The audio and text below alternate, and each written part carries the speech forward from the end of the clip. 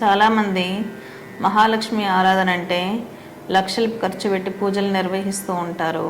కానీ మహాలక్ష్మికి కావాల్సింది మన మానసిక పవిత్రత, శారీరపరంగా కూడా పవిత్రంగా ఉండడం, మానసికంగా చైతన్యవంతంగా ఉండడం, మన బుద్ధిని పవిత్రంగా ఉంచుకోవడం.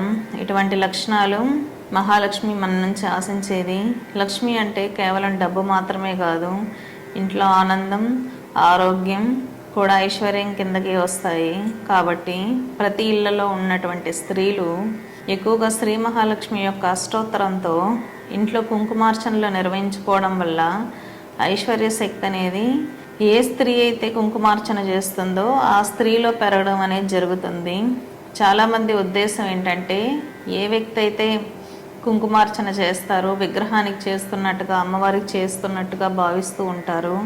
కానీ మనం కుంకుమార్చన చేసేటటువంటి శక్తి